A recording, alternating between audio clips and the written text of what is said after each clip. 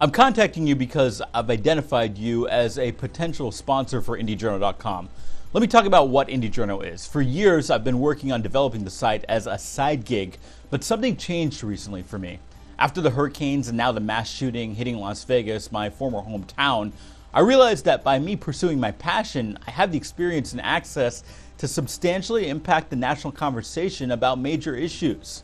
I want to affect change and actually help you react productively about major breaking news events.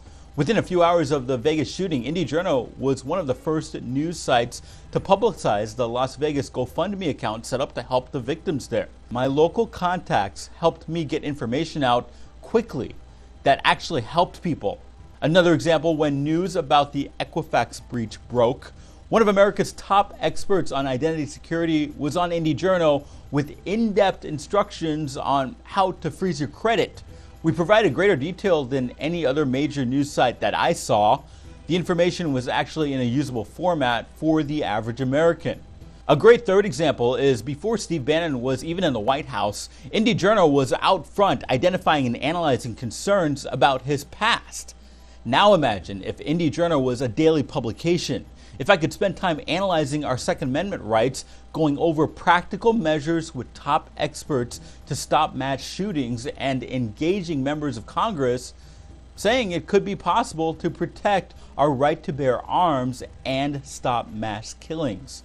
It just needs to be hashed out and not merely debated by grandstanding talking heads. My full-time job right now is working as a freelancer for top major news organizations, and that substantially limits my ability to dig deeper on some subjects because I just can't fully stir the pot at this point. Isn't it crazy though, if you think about it, how no one overtly asks why it could be considered racist that Puerto Rico is struggling to the extent that it is post-Hurricane Maria? It's being implied, but things don't change with just implications. They change with forward questions and direct accountability. Many people are leery of giving to the Red Cross. You just have to do a Google search to understand why. I found better organizations. I just need the time to do the reporting and get the word out.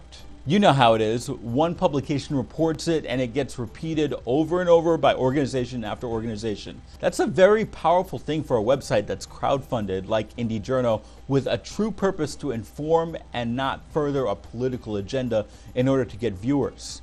So where do sponsors come in?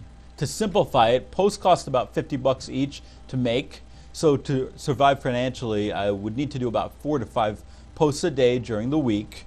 My question to you is this: will you help me crowdfund indieJourno? Will you sign up to sponsor 1, 3, 5, 10, or even more posts every month? You'll get a mention on each post you sponsor, and based on the number of posts you're able to sponsor, your brand will be strategically aligned with a value-driven community service effort. It's the type of sponsorship that people notice and respond to. Feel free to contact me with any questions you might have about this, or head over to sponsor.indieJourno.com to sign up. I truly thank you for your time and your consideration.